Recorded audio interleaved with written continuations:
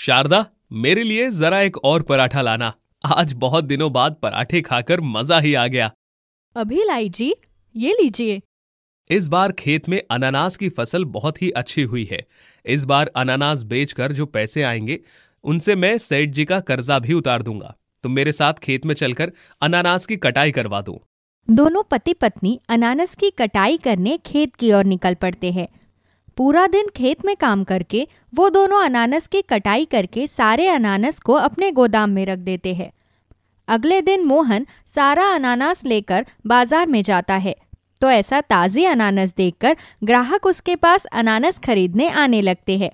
भैया, ये अनानास तो दिखने में बिल्कुल ताजी लग रही है। यहाँ पर तो मैंने पहली बार इतने ताजे अनानास देखे हैं। जरा मुझे भी एक टुकड़ा खिलाना तो।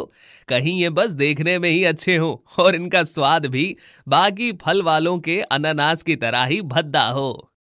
नहीं नहीं भैया, मेरे अनानास दिखने में जितने ताजी हैं उतना ही इनका स्वाद भी अच्छा है। मैं अभी आपको अनानास काटकर चखवाता हूँ।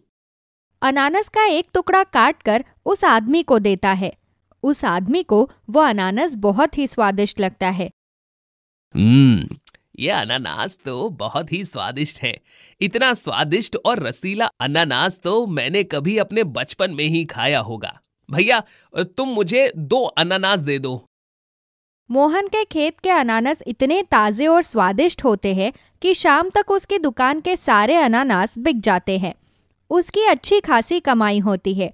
उन पैसों को वो अपनी जेब में रखकर अपने घर की ओर निकल जाता है। तभी उसे एक चोर अपनी जेब में पैसे रखते हुए देख लेता है और वो चोर मोहन का पीछा करते हुए उसके पीछे चलने लगता है। कुछ देर बाद मोहन एक सुनसान गली में पहुंचता है। तभी वो चोर अचानक अपने हाथ में एक चाकू लिए उसके सामने आ जाता है। चल रे शाणे, पैसे निकाल, नहीं तो यहीं तुझे रफा दफा कर दूंगा। पैसे? कौन से पैसे? मेरे पास कोई पैसे वैसे नहीं है। अच्छा बच्चू, हमारे सामने होशियारी करता है। मुझे पता है तेरे कुर्ते की जेब में पैसे हैं। चुपचाप पैसे निकाल, वरना तू जानता है मैं तेरा क्या हाल करूंगा। देखो भाई, मुझे जाने दो। मेरे बीवी बच्चे घर पर मेरा इंतजार कर रहे हैं।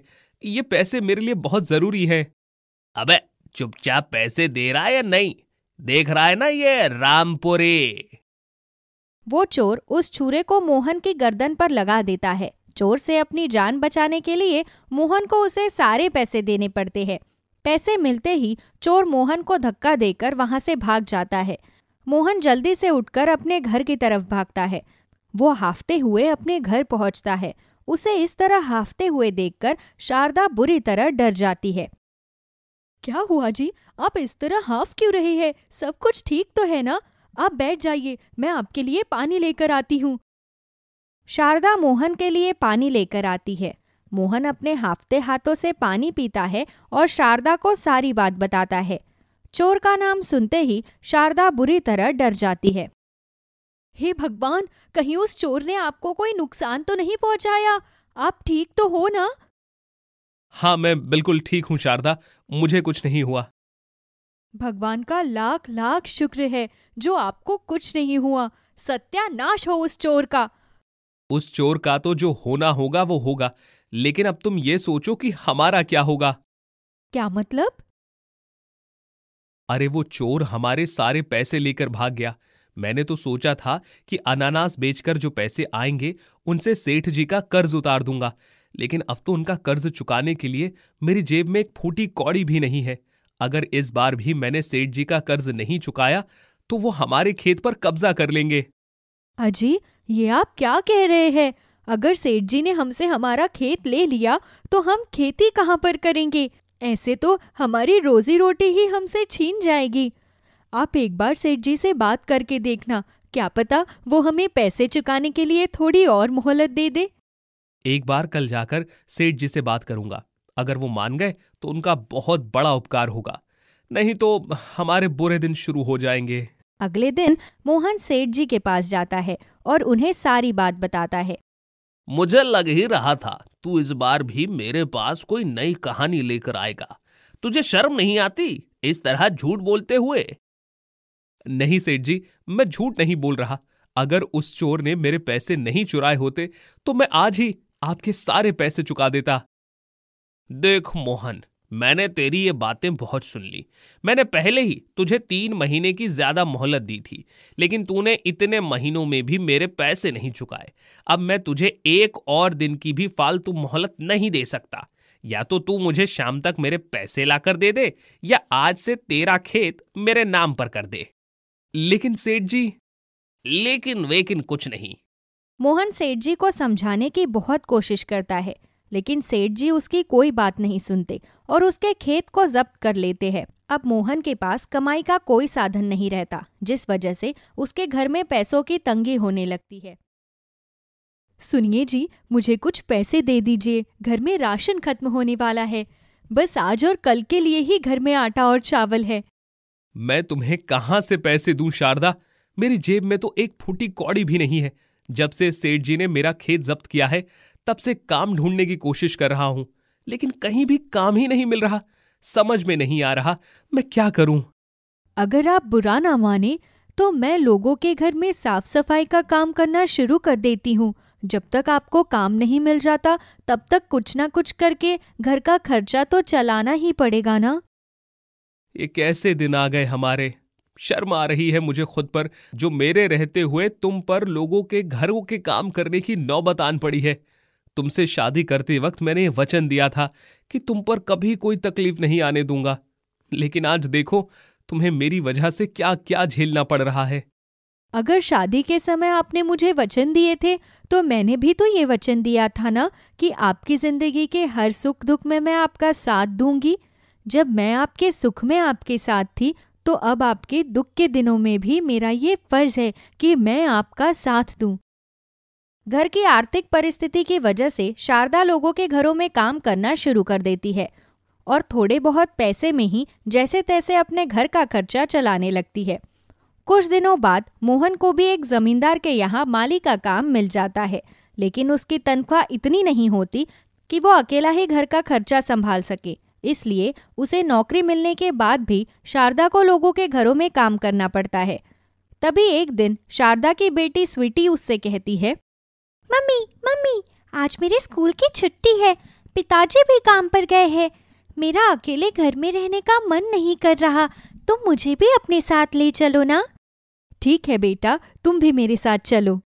शारदा अपनी बेटी को अपने साथ काम पर ले जाती है। स्वीटी चुपचाप वहां बैठकर अपनी माँ को काम करते हुए देखती रहती है। वहां पर बैठे बैठे उसे जोरों से भूख लग जाती है। तभी उसकी नजर मेज पर रखे काजू बादाम पर पड़ती है। छोटी सी स्वीटी सीधे स्वभाव से मेज पर रखे काजू बादाम को खाने लगती है। तभी घर की मालकिन की नजर उस पर पड़ती है और वो स्वीटी के हाथ से काजू बादाम छीन लेती है। तेरी हिम्मत कैसे हुई यहाँ से ये काजू बादाम उठाकर खाने की? किससे पूछकर तूने ये काजू बादाम खाए? बोल। मालकिन के चिल्लाने की आवाज सुनकर शारदा दौड़ती हुई वहां पर आती है तो देखती है कि मालकिन उसकी छोटी सी बेटी को बहुत बुरी तरह से डांट रही है। क्या बात है मालकिन, आप स्वीटी को इस तरह क्यों डांट रही है? क्या इसने कोई शरारत की है? शरारत नहीं, चोरी की है, चोरी। चोरी? ये आप क्या कह रही है मालकिन? मेरी बेटी को मैंने ऐसे संस्कार नहीं दिए कि वो किसी के घर में जाकर चोरी करे। आपको जरूर कोई गलतफहमी हुई होगी। और आखिर किस चीज की चोरी की है मेरी बेटी ने? तेरी बेटी यहाँ पर बैठकर मुझसे बिना पूछे आराम से ये काजू बादाम खा रही थी, जैसे तो ये काजू बादाम यहाँ इसके बाप ने लाकर रखे हो। बस बहुत हो गया मालकिन, मैं समझती हूँ कि किसी की चीज को उससे बिना पूछे लेना गलत बात है, लेकिन आपको इस तरह हमारी बेइज्जती करने का कोई हक नहीं है। ये लीजिए अपने काजू बादाम के पैसे, आज के बाद मैं आपके यहाँ काम करने नहीं आऊंगी। हाँ तो जा ना, तुझ जैसी काम वाली बहुत फिरती है। मालकिन की बातों से शारदा के दिल को बहुत ठेस पहुंचती है। घर जाकर वो सारी बात मोहन को बताती है। मोहन को ये सब जानकर बड़ा ही दुख होता है। वो बड़ा ही परेशान होकर अपने पुराने खेत की तरफ जाता है और वहां पर जाकर बैठ जाता है। वो खेत की मंडेर पर बैठकर अपनी परेशानियां कह ही रहा होता है कि तभी उसे वहां पर एक आवाज सुनाई देती है। मोहन, मैं कितने दिनों से तुम्हारा इंतजार कर रहा हूं। मैं कब से तुम्हारी मदद करना चाहता था, लेकिन तुम मेरे पास ही नहीं आ रहे थे। कौन है यहां? कौन मुझसे बात कर रहा है? मैं हूं मोहन, जादुई अनानास, इधर देखो। उसकी बात सुनकर मोहन जैसे ही उधर देखता है तो उसके सामने एक अनानास खड़ा होता है, जिसके 2 छोटे छोटे हाथ पैर और 2 प्यारी प्यारी आंखें भी होती है। ये सब क्या हो रहा है? एक अनानास के हाथ पैर और आंखें भला कैसे हो सकती हैं? हो सकती हैं मोहन, हो सकती हैं, क्योंकि मैं एक जादुई अनानास हूं और मैं तुम्हारी मदद करना चाहता हूं। मैं जानता हूं कि तुम इस समय बहुत परेशानी में हो। तुम मुझे अपने घर लेकर चलो। मोहन जादुई अनानास को अपने घर लेकर जाता है और अपनी पत्नी शारदा को जादुई अनानास के बारे में बताता है। मोहन, मैं जानता हूं कि जब से तुम्हारा खेत तुमसे छिन गया है, तब से तुम बहुत परेशानी में हो। मैं तुम्हें तुम्हारा खेत छुड़वाने के लिए पैसे दूंगा। तुम उन्हें जाकर सेठ जी को दे देना। उसके बाद तुम्हारा खेत तुम्हें फिर से वापस मिल जाएगा। जादुई अनानास अपने हाथों को हवा में घुमाता है और उसके सामने एक लकड़ी का बक्सा आ जाता है। मोहन, इस बक्से में बहुत सारे पैसे हैं। तुम इन पैसों को सेठ जी के पास ले जाकर अपना कर्जा चुका दो। मोहन सेठ जी के पास जाकर कर्जे के पैसे चुका देता है और उसका खेत उसे वापस मिल जाता है। अपना खेत वापस मिलते ही मोहन जादुई अनानास का बहुत बहुत धन्यवाद करता है। तभी अनानास उससे कहता है, मोहन, तुम एक भले आदमी हो, इसीलिए मैंने तुम्हारी मदद की। तुम हमेशा इसी तरह एक भले इंसान बनकर रहना। मैं हमेशा तुम्हारी मदद के लिए तुम्हारे साथ रहूंगा। जब भी तुम्हें अपनी जिंदगी में कोई परेशानी हो तो बस एक बार मुझे याद कर लेना। मैं तुम्हारे पास आ जाऊंगा। अब मुझे चलना होगा। इतना कहकर जादुई अनानास वहां से गायब हो जाता है। उसके वहां से गायब होते ही मोहन का पुराना घर एक नए घर में बदल जाता है और उसके पास ढेर सारे पैसे भी आ जाते हैं। उस दिन से वो फिर से अपने खेत में मेहनत करने लगता है। उसकी मेहनत से उसका खेत फिर से लहलहा उठता है। उसके पास फिर कभी भी पैसों की कमी नहीं होती। उस दिन के बाद वो अपने खेत में खूब मेहनत करता है और अपने परिवार के साथ खुशी खुशी रहने लगता है। शारदा, मेरे लिए जरा एक और पराठा लाना। आज बहुत दिनों बाद पराठे खाकर मजा ही आ गया। अभी लाई जी, ये लीजिए। इस बार खेत में अनानास की फसल बहुत ही अच्छी हुई है। इस बार अनानास बेचकर जो पैसे आएंगे उनसे मैं सेठ जी का कर्जा भी उतार दूंगा। तुम मेरे साथ खेत में चलकर अनानास की कटाई करवा दो। दोनों पति पत्नी अनानास की कटाई करने खेत की ओर निकल पड़ते हैं। पूरा दिन खेत में काम करके वो दोनों अनानास की कटाई करके सारे अनानास को अपने गोदाम में रख देते हैं। अगले दिन मोहन सारा अनानास लेकर बाजार में जाता है तो ऐसा ताज़ी अनानास देखकर ग्राहक उसके पास अनानास खरीदने आने लगते हैं। भैया, ये अनानास तो दिखने में बिल्कुल ताजी लग रही है। यहाँ पर तो मैंने पहली बार इतने ताजे अनानास देखे हैं। जरा मुझे भी एक टुकड़ा खिलाना तो। कहीं ये बस देखने में ही अच्छे हों और इनका स्वाद भी बाकी फल वालों के अनानास की तरह ही भद्दा हो। नहीं नहीं भैया, मेरे अनानास दिखने में जितने ताजी हैं उतना ही इनका स्वाद भी अच्छा है। मैं अभी आपको अनानास काटकर चखवाता हूँ। अनानास का एक टुकड़ा काटकर उस आदमी को देता है। उस आदमी को वो अनानास बहुत ही स्वादिष्ट लगता है। ये अनानास तो बहुत ही स्वादिष्ट है। इतना स्वादिष्ट और रसीला अनानास तो मैंने कभी अपने बचपन में ही खाया होगा। भैया, तुम मुझे 2 अनानास दे दो। मोहन के खेत के अनानास इतने ताजे और स्वादिष्ट होते हैं कि शाम तक उसकी दुकान के सारे अनानास बिक जाते हैं। उसकी अच्छी खासी कमाई होती है। उन पैसों को वो अपनी जेब में रखकर अपने घर की ओर निकल जाता है। तभी उसे एक चोर अपनी जेब में पैसे रखते हुए देख लेता है और वो चोर मोहन का पीछा करते हुए उसके पीछे चलने लगता है। कुछ देर बाद मोहन एक सुनसान गली में पहुंचता है। तभी वो चोर अचानक अपने हाथ में एक चाकू लिए उसके सामने आ जाता है। चल रे शाणे, पैसे निकाल, नहीं तो यहीं तुझे रफा दफा कर दूंगा। पैसे? कौन से पैसे? मेरे पास कोई पैसे वैसे नहीं है। अच्छा बच्चू, हमारे सामने होशियारी करता है। मुझे पता है तेरे कुर्ते की जेब में पैसे हैं। चुपचाप पैसे निकाल, वरना तू जानता है मैं तेरा क्या हाल करूंगा। देखो भाई, मुझे जाने दो। मेरे बीवी बच्चे घर पर मेरा इंतजार कर रहे हैं। ये पैसे मेरे लिए बहुत जरूरी है। अबे चुपचाप पैसे दे रहा है या नहीं? देख रहा है ना ये रामपुरी। वो चोर उस छुरे को मोहन की गर्दन पर लगा देता है। चोर से अपनी जान बचाने के लिए मोहन को उसे सारे पैसे देने पड़ते हैं। पैसे मिलते ही चोर मोहन को धक्का देकर वहां से भाग जाता है। मोहन जल्दी से उठकर अपने घर की तरफ भागता है। वो हाफते हुए अपने घर पहुंचता है। उसे इस तरह हाफते हुए देखकर शारदा बुरी तरह डर जाती है। क्या हुआ जी, आप इस तरह हाफ क्यों रहे हैं? सब कुछ ठीक तो है ना? आप बैठ जाइए, मैं आपके लिए पानी लेकर आती हूँ।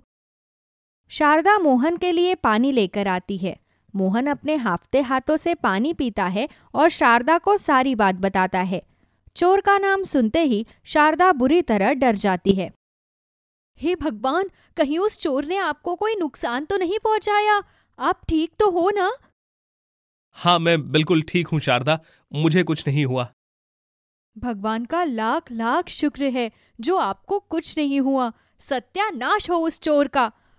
उस चोर का तो जो होना होगा वो होगा, लेकिन अब तुम ये सोचो कि हमारा क्या होगा। क्या मतलब? अरे वो चोर हमारे सारे पैसे लेकर भाग गया। मैंने तो सोचा था कि अनानास बेचकर जो पैसे आएंगे उनसे सेठ जी का कर्ज उतार दूंगा, लेकिन अब तो उनका कर्ज चुकाने के लिए मेरी जेब में एक फूटी कौड़ी भी नहीं है। अगर इस बार भी मैंने सेठ जी का कर्ज नहीं चुकाया तो वो हमारे खेत पर कब्जा कर लेंगे। अजी, ये आप क्या कह रहे हैं? अगर सेठ जी ने हमसे हमारा खेत ले लिया तो हम खेती कहाँ पर करेंगे?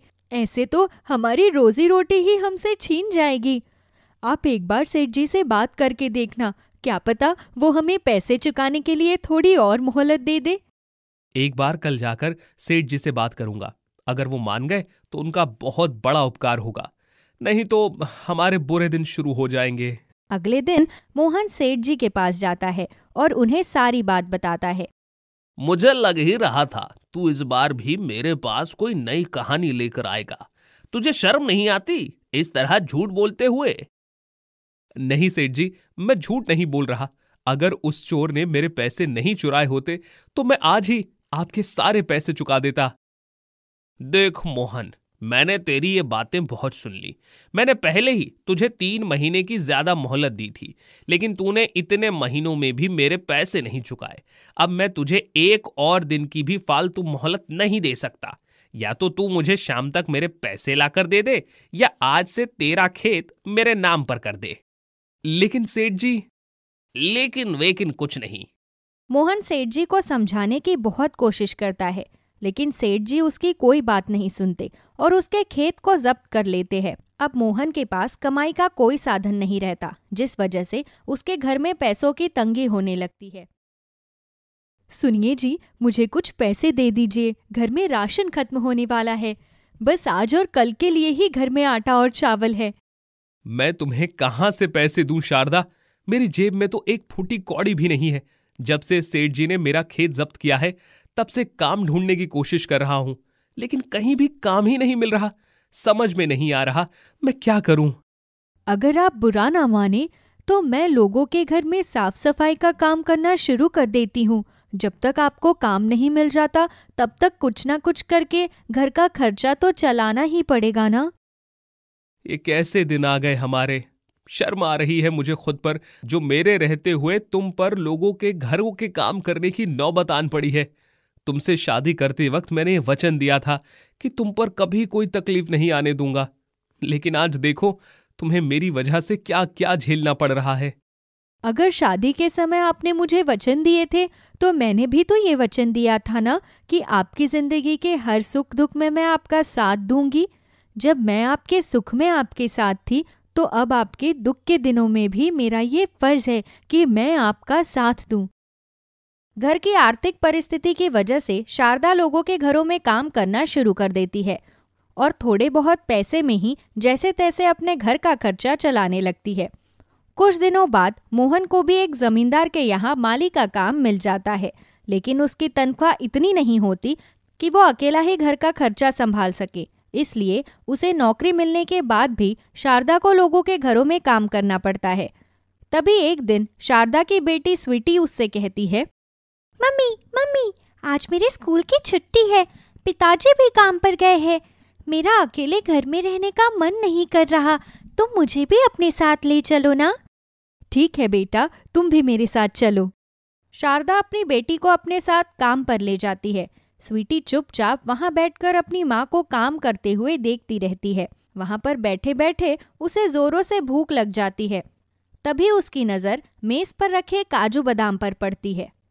छोटी सी स्वीटी सीधे स्वभाव से मेज पर रखे काजू बादाम को खाने लगती है। तभी घर की मालकिन की नजर उस पर पड़ती है और वो स्वीटी के हाथ से काजू बादाम छीन लेती है। तेरी हिम्मत कैसे हुई यहाँ से ये काजू बादाम उठाकर खाने की? किससे पूछकर तूने ये काजू बादाम खाए, बोल? मालकिन के चिल्लाने की आवाज सुनकर शारदा दौड़ती हुई वहां पर आती है तो देखती है कि मालकिन उसकी छोटी सी बेटी को बहुत बुरी तरह से डांट रही है। क्या बात है मालकिन, आप स्वीटी को इस तरह क्यों डांट रही है? क्या इसने कोई शरारत की है? शरारत नहीं, चोरी की है, चोरी। चोरी? ये आप क्या कह रही है मालकिन? मेरी बेटी को मैंने ऐसे संस्कार नहीं दिए कि वो किसी के घर में जाकर चोरी करे। आपको जरूर कोई गलतफहमी हुई होगी। और आखिर किस चीज की चोरी की है मेरी बेटी ने? तेरी बेटी यहाँ पर बैठकर मुझसे बिना पूछे आराम से ये काजू बादाम खा रही थी, जैसे तो ये काजू बादाम यहाँ इसके बाप ने लाकर रखे हो। बस बहुत हो गया मालकिन। मैं समझती हूँ कि किसी की चीज को उससे बिना पूछे लेना गलत बात है, लेकिन आपको इस तरह हमारी बेइज्जती करने का कोई हक नहीं है। ये लीजिए अपने काजू बादाम के पैसे। आज के बाद मैं आपके यहाँ काम करने नहीं आऊंगी। हाँ तो जा ना, तुझ जैसी काम वाली बहुत फिरती है। मालकिन की बातों से शारदा के दिल को बहुत ठेस पहुंचती है। घर जाकर वो सारी बात मोहन को बताती है। मोहन को ये सब जानकर बड़ा ही दुख होता है। वो बड़ा ही परेशान होकर अपने पुराने खेत की तरफ जाता है और वहां पर जाकर बैठ जाता है। वो खेत की मंडेर पर बैठकर अपनी परेशानियां कह ही रहा होता है कि तभी उसे वहां पर एक आवाज सुनाई देती है। मोहन, मैं कितने दिनों से तुम्हारा इंतजार कर रहा हूं। मैं कब से तुम्हारी मदद करना चाहता था, लेकिन तुम मेरे पास ही नहीं आ रहे थे। कौन है यहाँ? कौन मुझसे बात कर रहा है? मैं हूं मोहन, जादुई अनानास, इधर देखो। उसकी बात सुनकर मोहन जैसे ही उधर देखता है तो उसके सामने एक अनानास खड़ा होता है, जिसके 2 छोटे छोटे हाथ पैर और 2 प्यारी प्यारी आंखें भी होती है। ये सब क्या हो रहा है? एक अनानास के हाथ, पैर और आंखें भला कैसे हो सकती हैं? हो सकती हैं मोहन, हो सकती हैं, क्योंकि मैं एक जादुई अनानास हूं और मैं तुम्हारी मदद करना चाहता हूं। मैं जानता हूं कि तुम इस समय बहुत परेशानी में हो। तुम मुझे अपने घर लेकर चलो। मोहन जादुई अनानास को अपने घर लेकर जाता है और अपनी पत्नी शारदा को जादुई अनानास के बारे में बताता है। मोहन, मैं जानता हूं कि जब से तुम्हारा खेत तुमसे छिन गया है, तब से तुम बहुत परेशानी में हो। मैं तुम्हें तुम्हारा खेत छुड़वाने के लिए पैसे दूंगा। तुम उन्हें जाकर सेठ जी को दे देना। उसके बाद तुम्हारा खेत तुम्हें फिर से वापस मिल जाएगा। जादुई अनानास अपने हाथों को हवा में घुमाता है और उसके सामने एक लकड़ी का बक्सा आ जाता है। मोहन, इस बक्से में बहुत सारे पैसे हैं। तुम इन पैसों को सेठ जी के पास ले जाकर अपना कर्जा चुका दो। मोहन सेठ जी के पास जाकर कर्जे के पैसे चुका देता है और उसका खेत उसे वापस मिल जाता है। अपना खेत वापस मिलते ही मोहन जादुई अनानास का बहुत बहुत धन्यवाद करता है। तभी अनानास उससे कहता है, मोहन, तुम एक भले आदमी हो, इसीलिए मैंने तुम्हारी मदद की। तुम हमेशा इसी तरह एक भले इंसान बनकर रहना। मैं हमेशा तुम्हारी मदद के लिए तुम्हारे साथ रहूंगा। जब भी तुम्हें अपनी जिंदगी में कोई परेशानी हो तो बस एक बार मुझे याद कर लेना। मैं तुम्हारे पास आ जाऊंगा। अब मुझे चलना होगा। इतना कहकर जादुई अनानास वहां से गायब हो जाता है। उसके वहां से गायब होते ही मोहन का पुराना घर एक नए घर में बदल जाता है और उसके पास ढेर सारे पैसे भी आ जाते हैं। उस दिन से वो फिर से अपने खेत में मेहनत करने लगता है। उसकी मेहनत से उसका खेत फिर से लहलहा उठता है। उसके पास फिर कभी भी पैसों की कमी नहीं होती। उस दिन के बाद वो अपने खेत में खूब मेहनत करता है और अपने परिवार के साथ खुशी खुशी रहने लगता है।